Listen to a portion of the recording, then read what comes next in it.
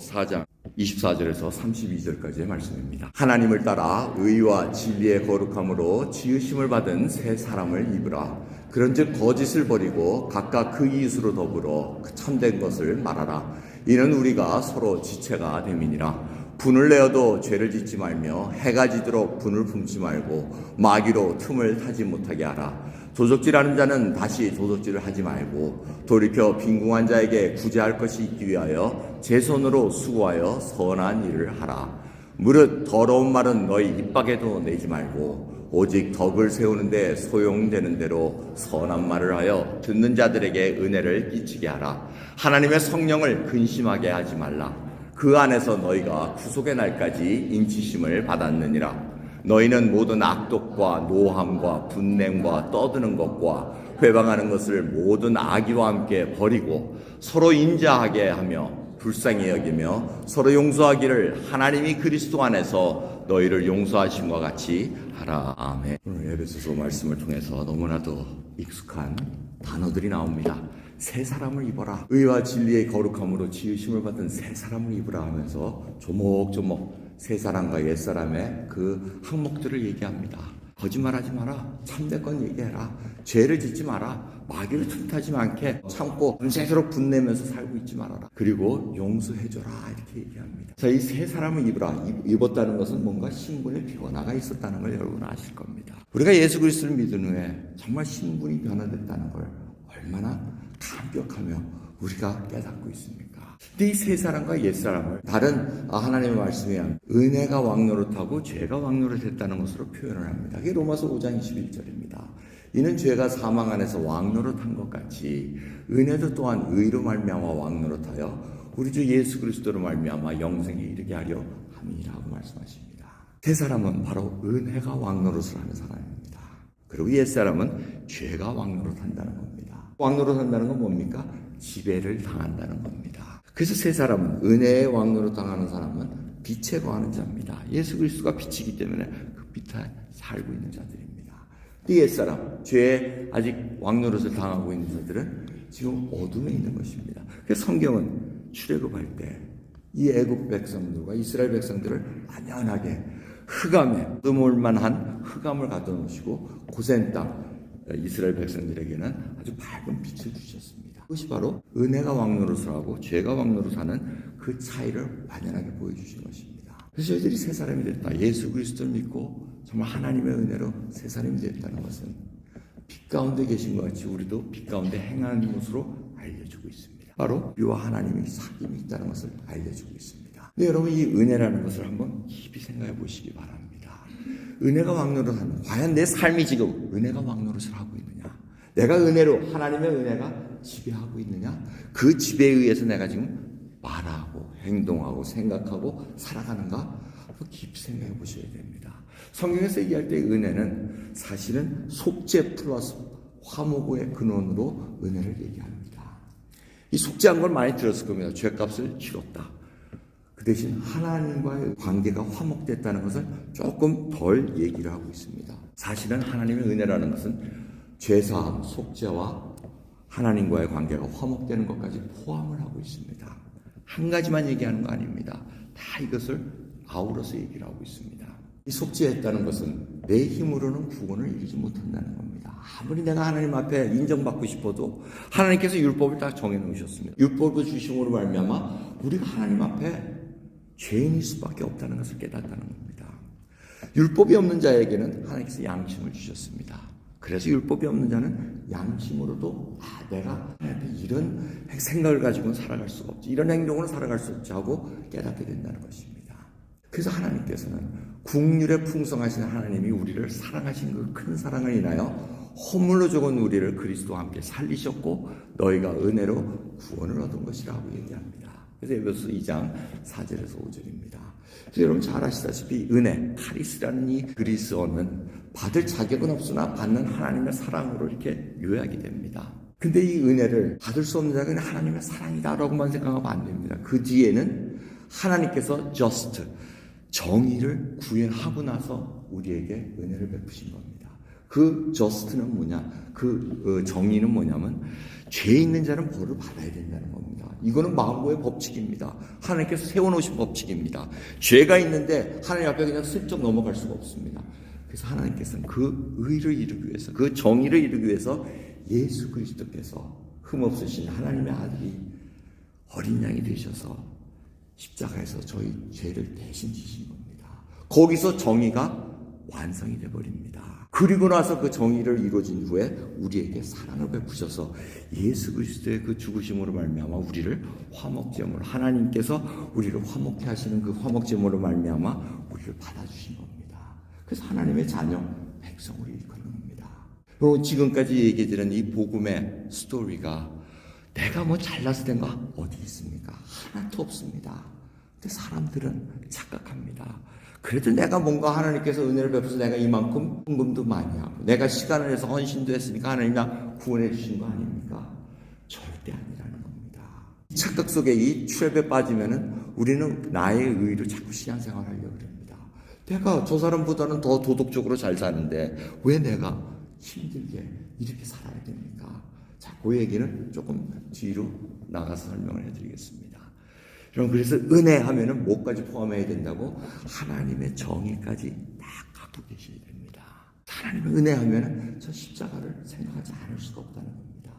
저게 내가 죽어야 되는데, 영원한 지옥에 빠져야 되는데, 하나님의 사랑으로 말미암아 내가 구원을 얻었구나.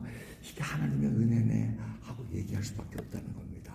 제가 왠지 모르겠습니다. 그 새 예루살렘 우리 성도님들과 함께 영원한 우리 성도님뿐만 제가 만난 성도들이 많잖아요. 선교지에서도 많고 선교지에 가면은 안 보이시는 분들도 계십니다. 그런 분들 보면은 물어보면은 이미 저 천국 갔다 그러고 이제 그런 얘기합니다. 근데 우리는 다 천국에서 만날 수밖에 없습니다. 주님께서 구원을 베풀어 주시고 그 소망을 갖고 살아가는 겁니다. 그러니까 옛사람은 아웅다웅하면서 분을 품고 잠도 못 이루고 하는 그런 스트레스 속에 살았으나 새 사람은 뭐라 그럽니까?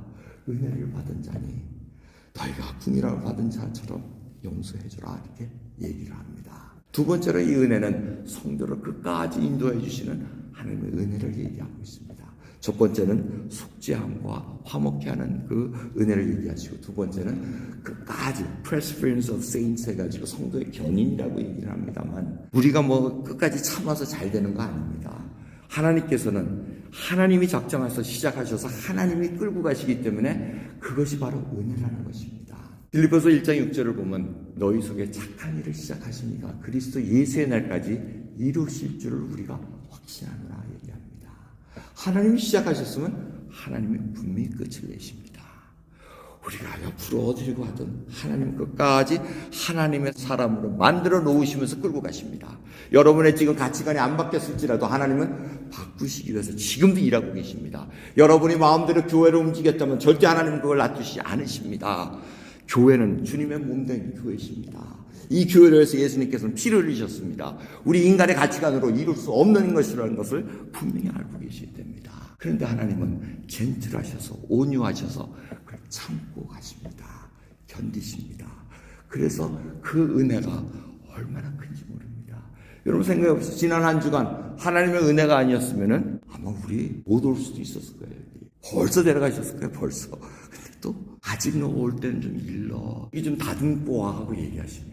그거 다듬는 과정입니다. 로마서 8장 37 제가 누차 말씀드린 겁니다.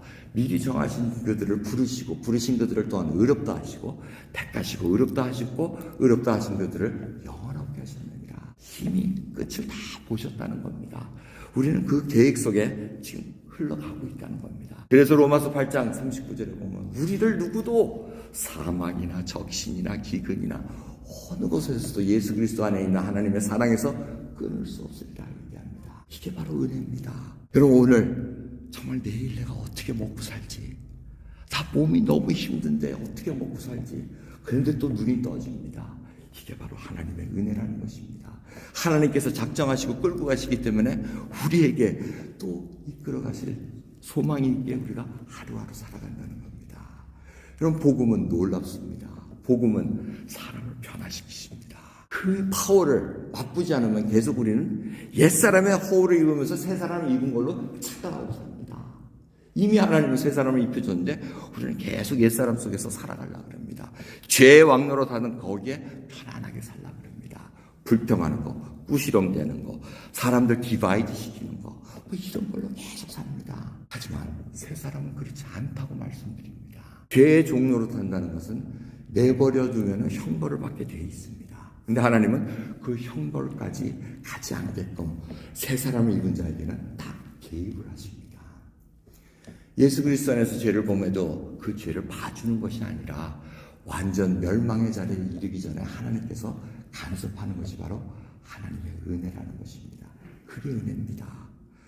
여러분, 오늘도 우리가 분 품고 계신 분 계세요. 저 용서 못하겠어. 그러고는 예배 드리러 옵니다. 그것도 참 기특한 믿음이에요. 그죠? 근데 하나님은 그 용서해 줄 마음까지 사그라질 때까지 끝까지 다듬고 가신다는 겁니다. 그 마음 품고 천국 못 들어간다는 얘기죠. 고치라는 얘기입니다. 그래서 징계는 나 받는 것이 오늘 너에게 없으면 사생제 참아들이 아니라 믿는 자에게 어려움이 옵니다. 환란이 옵니다. 예수님 잘 믿는 것 같은데 또 뭔가 어려우면 우리가 생각을 해봅니다. 하나님 보시기에 내가 이거 잘못된 건가요? 돌아보게 돼 있습니다. 회개하게 돼 있습니다. 하나님 앞에 관계를 온전히 세기 위해서 투명하게 살려고 합니다. 감출 수가 없습니다. 왜? 하나님이 작정하고 우리를 그렇게 이끌어 가시기 때문에 그렇습니다. 그런데 계속해서 여러분 분 품고 계속 계셔 보십시오. 그럼 하나님이 간섭하십니다. 그거 분 품으면 저거 안 되는데, 그래서 하나님이 간섭하십니다. 뭐 여러 가지 방법으로 개입을 하시겠죠. 근데 그 개입하실 때 우리가 반응을 잘 보여야 됩니다. 맞습니다. 하나님, 저는 죽을 놈입니다. 여러분, 그게 은혜입니다. 나의 모습을 볼 수 있다는 거. 아직도 여러분들 마음속에 저 사람만 없었으면 내가 행복하게 살 건데 저것 때문에 내가 정말 그럼 아직 우리 눈에 들보가 안 빠진 거예요. 내가 얼마나 악한 자인데, 내가 얼마나 많은 자들을 걸림돌 되게 살아왔는데, 그걸 여러분 들어보면서 내가 새 사람이라면 이제 하나님께서 은혜로 끌고 가신다는 겁니다. 그래서 여러분 이 세상에 사는 동안 하나님은 쫙 보고 계십니다. 욥기 21장 14절 15절 보면 악인에 대한 반응을 얘기를 합니다. 욥의 말을 통해서 알려줍니다. 그러할지라도 지금 당장 죽을 것 같은데, 지금 악인이 지금 죽는 장면을 얘기합니다. 야, 너 회개해야지, 안 그러면 너 죽어. 그러는데 그럴지라도, 죽을지라도, 지금 죽음이 임박했음에도, 형벌이 지금 당장 눈앞에 있음에도 불구하고 악인들은 하나님께 말하기를 우리를 떠나소서, 우리가 주의 도를 알기를 즐겨하지 아니하리이다. 정자가 누구이기에 우리가 섬기며 우리가 그에게 기도한들 무슨 이익을 얻으랴 하는구나. 이거는 우리가 하는 얘기 아니길 바랍니다. 이건 악인들이 하는 얘기입니다. 옛사람에 묻혀있는 자들이 하는 얘기입니다. 그 도를 알기 싫어합니다. 하나님이 누군데요? 상관없어요 저하고. 나는 돈만 많이 갖고 살면 됩니다. 이것이 바로 악인들의, 하나님이 그 형벌을 위해서 준비한 그것이라는 것을 잊지 마시기 바랍니다. 반면에 징계를 주시고 자꾸 끌어가시는 그분들의 말은 뭐냐? 열왕기하 22장 19절 요시야 왕에게 하신 말씀입니다. 하나님께서 이 요시야 왕에게 선지자를 통해서 얘기합니다. 내가 이곳과 이 거민 예루살렘 땅, 이 거민 이스라엘 백성들에게 대하여 빈터가 되고 너희들은 망할 것이다. 저주가 되리라 한 말을 내가 듣고 마음이 연하여 여호와 곧 내 앞에서 겸비하여 옷을 찢고 통곡하였으므로 나도 내 말을 들었노라. 여호와가 말하였느니라 하고 말씀하십니다. 이 말은 뭡니까? 요시야가 하나님의 메시지를 듣습니다. 간섭하셨다는 겁니다.